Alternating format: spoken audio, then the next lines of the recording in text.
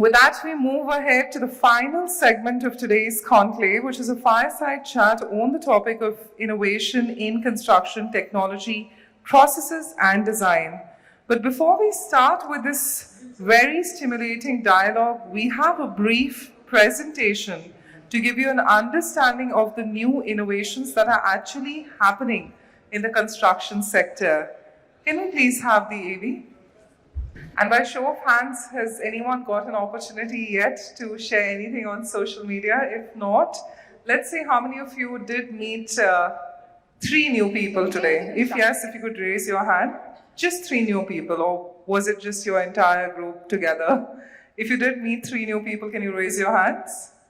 Perfect. If you did meet 1 new person, you could raise your hand. You know, why am I saying 1 new person? Because that's me as well, right? So HUVIAiR is a construction technology company that helps businesses enhance the on-site productivity and also reduce the time taken in monitoring these sites, be it in the construction industry or in the real estate sector. CONSTRA is a tailor-made project management platform exclusively for construction projects. Our clients use drones and 360 cameras to periodically capture images and videos of their land parcel, project exteriors and interiors. CONSTRA uses this visual feed along with BIM models, CAD drawings and other project plans to automatically analyze the progress of the project and generate comprehensive reports. CONSTRA has many features that are useful throughout the project lifecycle.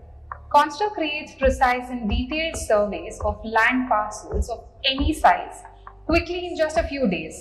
Our drones capture 6+ layers of data in one flight, analyze it and give several tools. With regards to project monitoring, with CONSTRA, it's easy to remotely monitor both your project exterior and interior. CONSTRA uses the video streams along with CAD drawings to create virtual walkthroughs. CONSTRA supports complete BIM integration.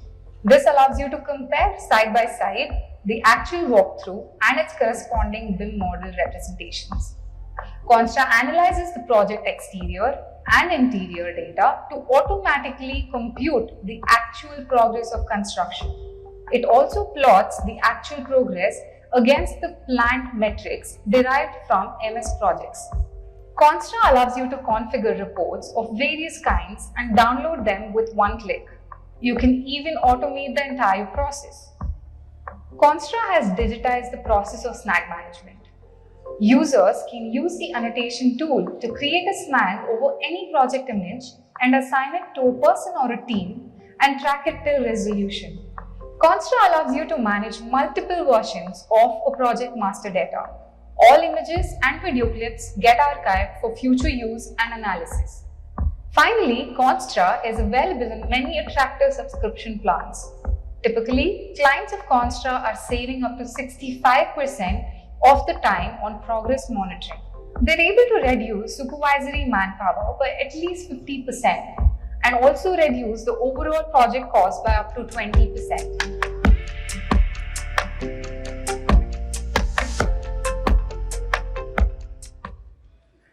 Well, that was indeed a very interesting. Ladies and gentlemen, it is now time for our chat. Can we get the team to now organize the seats back on the stage so that we can get the panel on? So while the team is doing that, I'll just take a moment to introduce everyone and then we'd request you to kindly join us. First up, it is my honor to have the session chair. In a career spanning 26 years, somebody who's been in design management role for over 18 years. For the past 7 years, she's heading the design function at the Runwal Group, has been serving on multiple jury panels, featured in interviews in CNBC, Awaaz, Magic Brick, and eminent panelists at renowned platforms. We're talking about the Chief Architect Runwal Group, Pallavi Ganesh, who's going to be our session chair. Let's give her a big, big round of applause. Pallavi, you're looking absolutely wonderful in that sari and carrying it with so much grace. It is now time for me to move ahead and have the honor of calling upon our next guest and our next panelist. Somebody who leads the Shroff group that was established in 1958. Since joining in 1980, he's brought about a transition towards real estate as a developer. Also the chairman of the IGBC Pune chapter, Chairman Skill Development Kredai and Kushal Kredai Pune. We're talking about none other than the Chairman, Managing Director, Shroff Group, JP Shroff. Thank you, Mr. Shroff, for honoring us and joining us on this occasion. It is now time for us to move ahead to somebody who's heading the business and operations at Tiki Danosa India Private Limited and Indo-Spanish JV in the construction, chemicals and building materials. His previous stint was with BASF India Limited, where he led the business development and key account management functions. Currently, I'm going to be calling upon the President, Tiki Danosa India Private Limited, Himanshu Agrawal, on the stage. Thank you, Mr. Agrawal, for joining us today. Next up, we're talking about somebody who started his architectural consulting firm in 1986 with office spaces in Mumbai, Pune, and Daman. He has designed and executed many industrial, commercial, and educational projects, having won highest appreciation at national level. He's designed projects in various countries that include Sri Lanka, Indonesia, Algeria, and Middle East countries. We're talking about the founder and principal architect, Prashant, Deshmukh and Associates, Mr. Prashant, Deshmukh and Skill. Thank you, Mr. Deshmukh, for joining us on this occasion. Next up, to complete our wonderful panel, we've got the senior product expert at CONSTRA by HUVIAiR, with a huge interest in dedicating in enabling new age visual intelligence technologies in the construction sector. He's somebody who's leading the business development and sales of CONSTRA in North India. We're talking about the senior product expert, CONSTRA by HUVIAiR, Varshit Maheshwari, to kindly join us.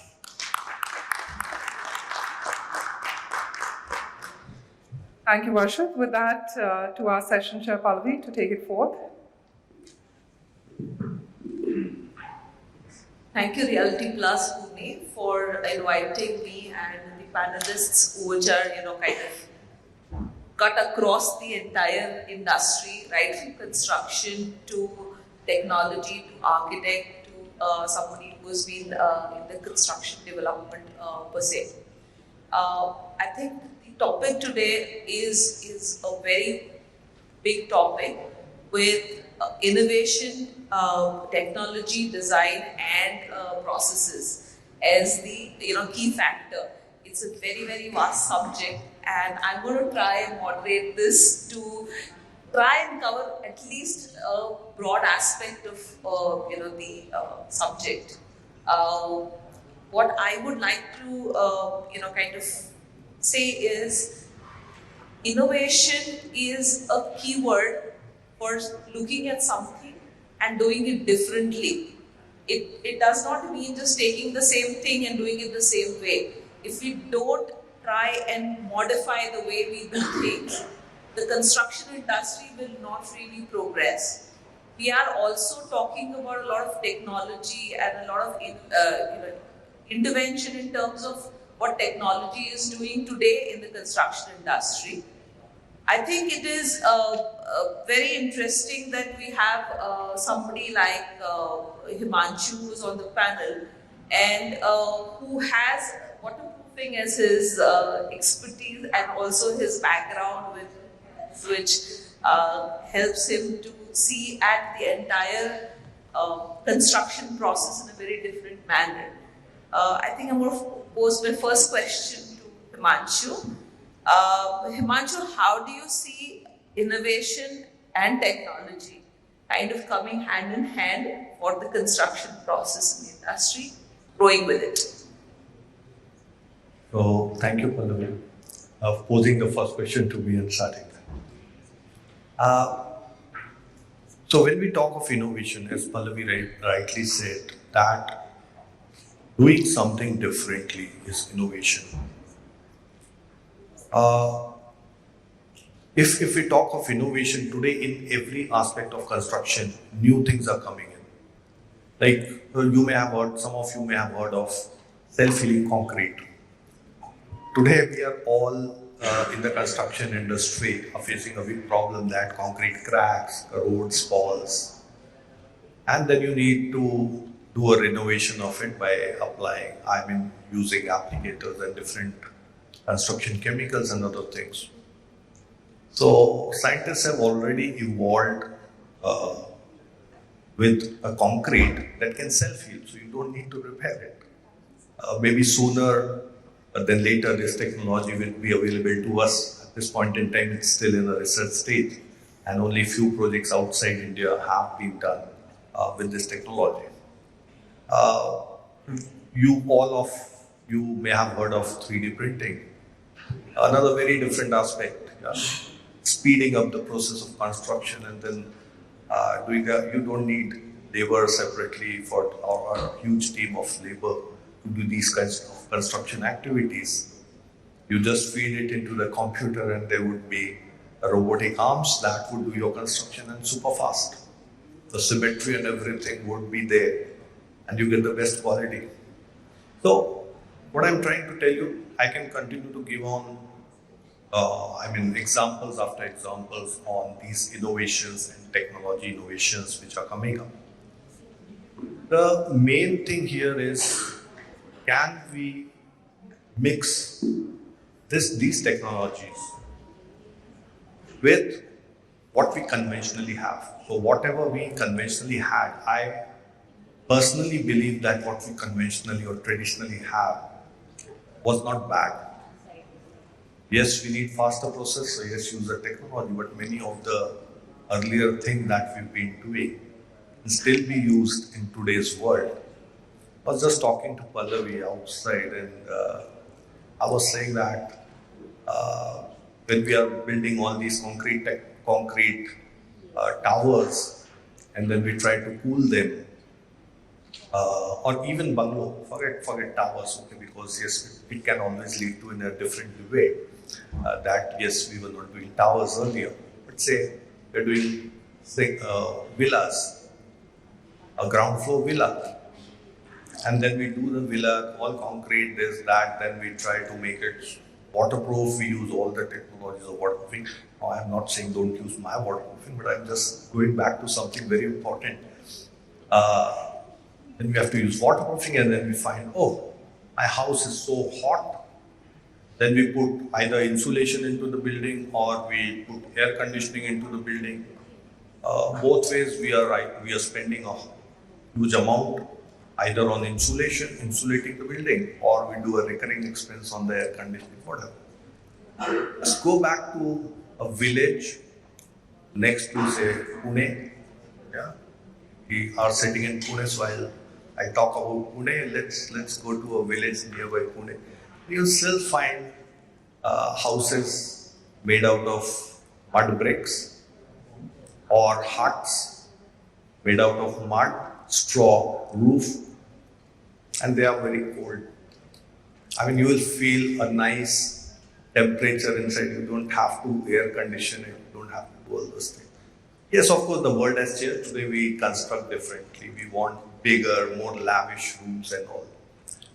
What I'm just trying to say, Pallavi, is architects like you, engineers, architects, can you really mix some of those conventional technologies that we had, or conventional way of doing things, with what we need today? We need faster construction, yes. We need longer lifespans of the building. So can these be combined? And that's the challenge that is there. And I think that's what should be taught by all intellectuals in this field. How can we do that? I think if we can mix the two, it would be a wonderful thing. Thank you, Himanshu. In fact, this brings me to a question that I would like to pose. Is within the construction landscape, you see that there's a lot of design revolution which champions around adopting all the new age methods and technologies. Basically, the idea is to use this adaptation to lifestyle changes, and for sustainability purpose, we use these technologies. In terms of your architectural thinking, when you are doing this array of projects that you're doing today, how do you think that architects can strategize and dig deeper in themselves and find more fitting design solutions? Thank you, Pallavi. And I agree with Himanshu that there is a big challenge where we can go back and probably study our own architecture that we had in terms of maybe insulation qualities, maybe waterproofing qualities, maybe the room temperatures as compared to the ambient temperatures outside. Well, coming back to your question, and I see the theme here is technology, process and design. As architect, I think we have more challenges than what Himanshu just pointed out. Basically because we are really talking about long span, we are talking about cost savings, we are talking about time savings. So we are, quality, cost and time, three big names, three big words to deal with these things. And there is, people talk about concrete, and we were, I think, discussing about that concrete, few years ago in a concrete conference, I said that maybe 5 years or 10 years down the line, people will forget about concrete. I think we are almost moving towards that. I visited Hyderabad and we have given an award to one of the buildings, which is 25-story building, completed it in record time, along with 2 basements, everything in steel. There is not a single piece of concrete. It's all about dry walls, it's all about the total new products. And I think the technology, ma'am, always comes with the rider of saving either the cost, saving either the time, or saving in terms of quality aspects and probably the increasing and improving the life of the structure itself. Well, there is a big challenge. The process needs to be changed. Therefore, we earlier talked about a few materials that we knew, right from his mud bricks to the regular bricks to a little improvement on the bricks, and then the stones. And today the situation is that the labor cannot lift a stone to lay the stone on wall. So that is the current problem that we are facing as far as the execution part is concerned. And I recently completed a building in everything in Agrawal panels, and it was completed in record time. I completed an industry recently which is from pencil to production, took me only 45 days for 45,000 square feet. I think that is something which is the kind of demand that goes to. And when that kind of, we are talking about pre-engineered buildings, we are talking about precast structures, and although precasting is not really here, the way we see it abroad, but these are, I think, the things that will probably, ask us to review our design elements. When we talk about the long spans and earlier we used to always sit around with the structural designers struggling for spans, and I think Shroff will also agree with me that in residential and commercial projects it used to be a big tough time, because they were saying we could not go beyond 3 to 6 meters, and we are talking about big spans in terms of PT slab now, or even we seeing the structures that are raised for the trains that we are having now. You need the total facelift as far as the process itself is concerned. Less number of columns, almost beam free, because the moment you have the beams, you are facing a problem on the headroom. There are restrictions on the height of the buildings. Either the moment you change the high rise to skyscraper or something, we have further regulations. So these are kind of things which actually need to be thought today in the very beginning rather than processing it down the line. It's going to be tough. So you start with a concept where you do these kind of things. And coming back to sustainability, the ideal and the most example I think I have is the football stadium that was raised in Doha, Qatar right now. It is totally replaceable. And you can just remove it, because the football world match is not going to be there every year. It's going to be there after maybe a decade or so again.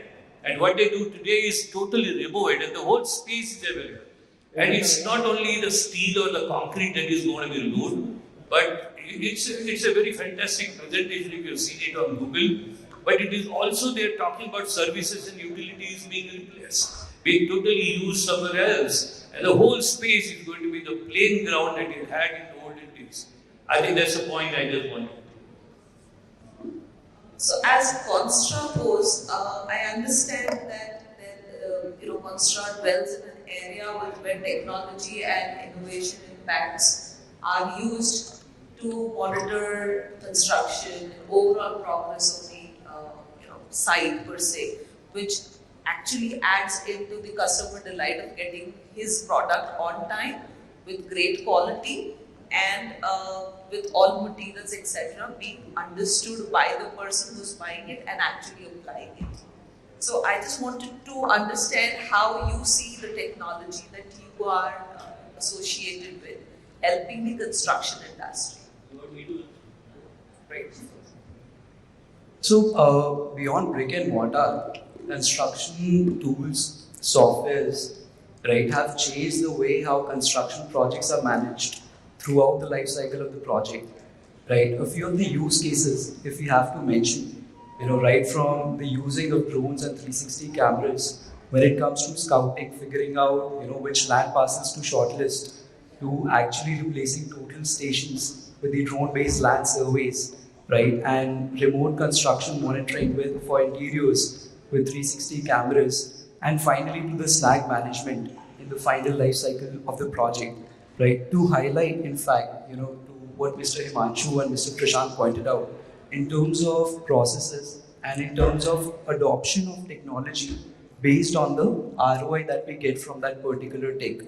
So in terms of processes, I believe technology is there to, the innovation is only going to sustain if the technology kind of meets the day-to-day adoption of those tools in the processes. And when I say that, remote construction monitoring that we kind of have in the industry right now is just as effective as physical monitoring as a use case. And in terms of construction leaders, in my experience, whoever we have talked to, right, easy adoption and prioritizing that overwide transformation in the company only happens if the whole team is willing to change, as well as trying to adopt to that tech and integrating that solution into the current process. That's, I think, we can leave to the new age companies. That is what our more, focus is, and that is what we are elected to deliver at the end of the day. Having that smooth transition from tech to the current processes throughout the industry-wide transformations. That brings me to the question to you, Mr. Shroff, that with the buyers asking for faster deliveries, and also without any compromise on quality of the project, you think that developers and architects need to rethink their design approaches and their construction approaches? And how do you see, tools like CONSTRA helping you in doing so? Thank you, Pallavi. I will begin looking at what has transpired in the last 5 years. Trust me, with the aspirational levels of this really young India that we see, and the complete change in the way of doing business, particularly corporatization of it, where we see the Mahindras, the Tatas, the Godrej's entering into a field where profits were not 30%.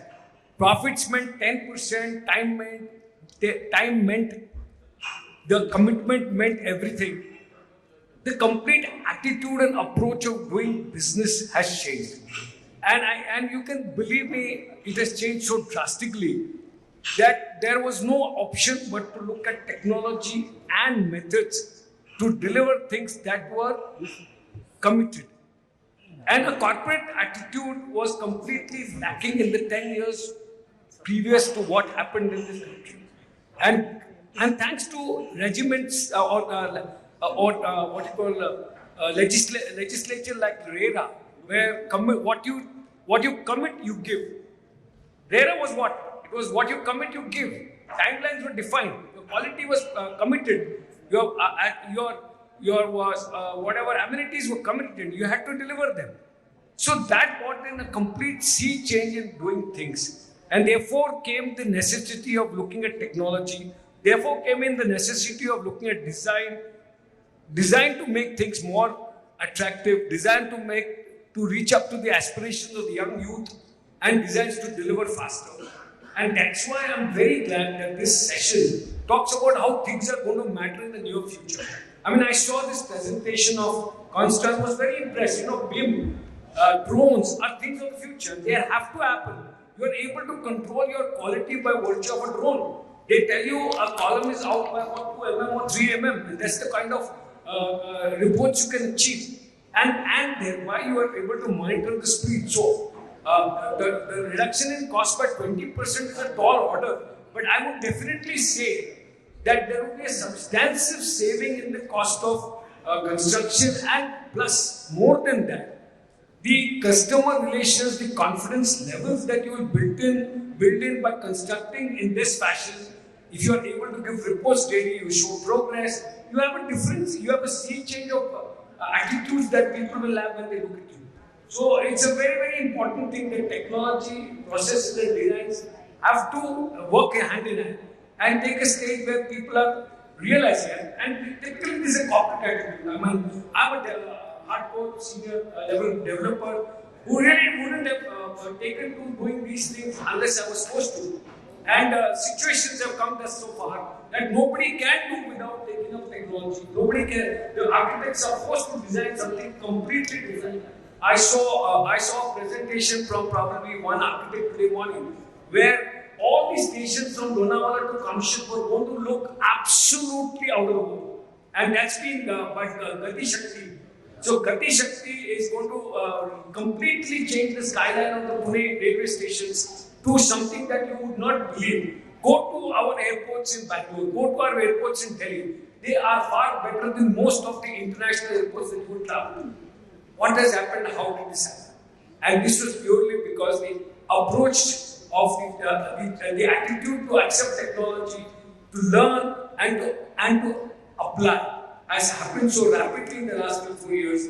It's a great achievement by the team India in construction. It's a great achievement by the developers, the architects, and the contractors who, we have if you don't know, today probably Pune has a company called KNS that manufactures the largest, he's probably the biggest in Southeast Asia manufacturing Maivan kind of formwork. So in a span of 5 years, this gentleman could manufacture Maivan and beat the other companies that were there for last 10 to 15 years. So that's the demand, that's the requirement. And we are in probably the most apt timings where things are going to look differently totally in the next few years to come. Right. So actually, if you look at most of your answers, it comes out that it's necessary to streamline construction technology for reliability and constructability. And it's necessary to kind of, tie the whole innovation and design process along with the processes that kind of tie them together. I would like to, understand from you what is it that you see as the next steps, because what is happening today is in the construction industry, there are a lot of things we learn, but there's no one repository where something which is happening in, let's say, the south of India is learned by somebody in the north of India, and he can use it for his or use. So I would like each one of you to kind of, tell me what you think is the best way to go about, so that all of us help to make the construction industry grow and make it more structured than what it is today. It has changed in its form, but it's still quite unstructured. So I'll start again. Pallavi, what I think is that these technologies are there. What needs to be done is India still needs proper codes. this is one thing which is still lacking in the construction industry in India. We don't have proper codes for many of the aspects. Say just for waterproofing, for an example, we don't have proper codes. We have some test codes for different products, but what should be the parameters for applying the things? We don't have those kind of codes like we have in the like we have abroad, say in Europe and US. One is BIS, or somebody has to come out with proper codes for this. You talked of technology. Technology is good, but then where is the training? That's a very important aspect. Skill set development of workers or of people using that technology has to be done. So some kind of training institute for the construction industry has to come up in the different parts, northeast, southwest of India. And the training has to be of the same standard, so that at least on the technology front, there is no variant that, okay, north people think differently or the south people think. So that's my point of view. Mr. Shroff, you wanted to say something? Yeah. Actually, I think something great is happening in this country, and we are going to witness something unique in the sense that we have cross-country developers working all over the country. For example, Mr. Arvind Jain was here. He works in Bangalore. He works in Mumbai. He works in so many other cities. We have Prestige from Bangalore doing construction in Bombay, in Pune, etc., etc. So the whole transition of everybody doing everything across, and therefore, by virtue of these companies being pan-India, for example, we had Mr. Rustamji from Bombay doing so many construction. He spoke in Kedia. Now, these are organizations that are allowing members to form these, what you call joint ventures, and thereby, if nothing else, there is definitely a transfer of technology by virtue of accepting what can be done in Hyderabad, or what needs to be done in Pune, or what is suitable in Bombay, is being developed, is being accepted or adopted by these companies to see that they are able to achieve things in optimum cost and in speed. So therefore, transition of technology is happening quite seamlessly. People are learning the best. Obviously, when there is an element of cost, one would want to save it whichever way possible. So this is one thing that is happening. Talking about skills, I am part of an organization called Kushal, and Kedia has trained more than 1 lakh people, and was very fortunate to have a 2 minutes chat with the Prime Minister on the skilling. And there is an organization called National Skill Development Corporation, in which I am on board on the Construction Sector Skills Council, also on the Painting Sector Skills Council. And we will all be very glad to know that all these technologies, in fact, there is a virtual VI system in which you can do a bricklaying. So you would learn the nuances of bricklaying probably by using an Oculus kind of something on your head, and you would learn how to lay bricks or cut or do tiling, and eventually to get the actual feel, you would then be able to do that on the ground. So probably the process of learning tiling, which probably took you to 2 months or 4 months, could be reduced in span by about 1 month, in which you would at least know the methodology of laying tiles. The efficiency, the speed would eventually come by virtue of practice. So a lot of these things are happening, and I'm telling you, as I just began, that another couple of years you are going to see the best in construction technology in this country. Trust me. To answer, Prashant. Yeah, I agree with Mr. Shroff. The opportunities are going. I came in Pune in 1990 after my graduation from JJ Bombay, and having worked globally with a Swiss company. Today, I find that for the construction industry experts from India, we have global opportunities. We are doing some projects in US, we are doing some projects in down there in Africa and all that, and we are competing with, believe you me, with the architects and builders, developers, various kinds. I mean, we are right now in Madagascar, we are doing a World Trade Center where we are competing with the architect from France. So, because it's a French colony and we have a big competition. But thanks to, this having adopted in the last 5 years, as JP said, that we have adopted to the newer technologies, new way of processing things, and my dear friend also talked about the softwares. Let me tell you, friends, I think the next generation is going to be all talking about doing things in softwares. And they talked about the artificial AI also. So these are something which needs to be picked up by us. There is very little time left because the competition is growing. India is the fastest growing country today, and the whole world is looking at us. I always say that the next 25 years, I see most of the young people here, they are all going to be a tremendous development happening in the Asian region than in any other region of the world. And we are going to be the leaders of that. So that is the kind of challenge if we accept, then there is a very less time left to us.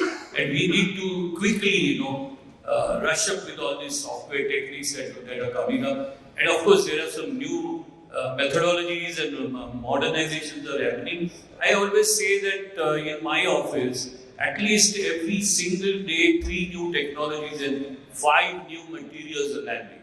And we have strong relations with BSF. They have more than, I think, about 1,000 products, not only for waterproofing, but in various other areas as well.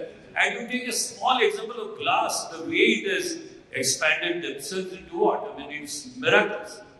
The glass material is the most sustainable material if you're talking about sustainability. And also steel. And there were days when we were not even looking at steel for construction. I mean, it used to be only those standard sections and things like that. Now we are talking about pre-engineered buildings where we can create miracles with plates.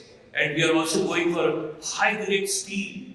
And Tata Structure is coming up with fantastic range of products in steel. So my dear friends, I don't want to elaborate on many other things.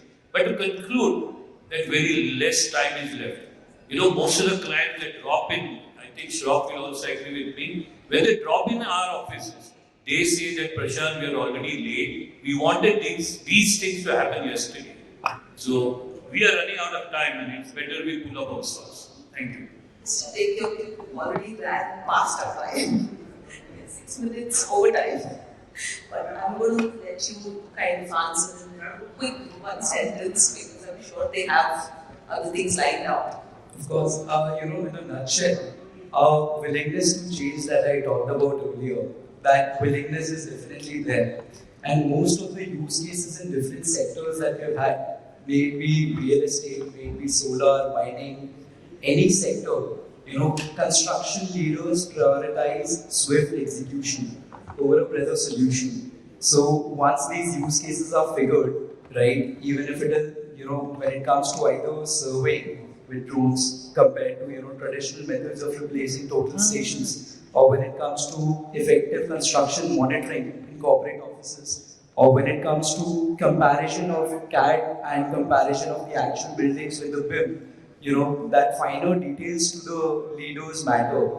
And, engineers and architects, everybody being on the same page really takes the whole process in a very smooth way. So I kind of appreciate the kind of mindset that the leaders have, and that willingness to adopt has led us to where we are today in terms of CONSTRA being used by more than 100 companies in India right now, and as well as in USA and UAE region as well. So I'm just going to conclude this with a note of thanks to all the speakers for inciting a lot of thoughts for a lot of us, and to kind of come here and raise this occasion. Thank you very much. Ma'am, I just want to add that the great architect who's going to design 40 stations is right sitting next to me, so I think he needs an round of applause. You must check out, you must see those beautiful stations. We shall be part of the Bombay-Pune road, the Kamshin, the Runwal to Hadapsar. I saw those pictures today and I just felt they were out of the world. So Mr. Prashant Deshmukh just said that he'll be doing that. So we are fortunate that things are happening so fast. Thank you.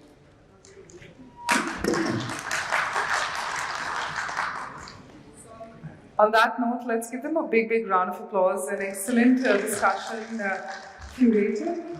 Could I now have the owner of Coca-Cola Business Head Western Region, Victoria Lifts Private Limited, Norbert Meneses to kindly join us. Let's give Mr. Meneses a big round of applause. Thank you so much for gracing us on this occasion, and we'd like you to present the mementos to our session chair and our panelists. We have the mementos on the stage. Thank you so much. First up, a big thank you. Pallavi? All right, before Pallavi, okay. We're starting with the panelists, all right. The Shroff. So we just request you to please step forward. Pallavi's been very kind on that, thank you.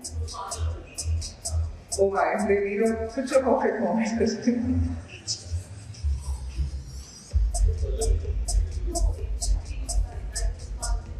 Oh my.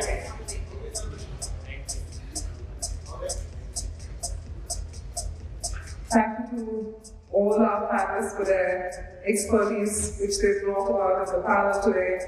We have Himanshu, Agrawal, Prashant, Deshmukh, Varshit, Maheshwari, Mr. J.P. Shroff, all curating and culminating a great discussion. At the end, of course, Varshit is joining us for the memento, and Pallavi, we would now like you to step forward as well, please. A big round of applause. And could we have now the entire panel together, along with Mr. Meneses, to please join us for a group photograph. Yes, this is a moment we'd like to take back with us. Our final discussion for today, let's give them a big thunderous round of applause.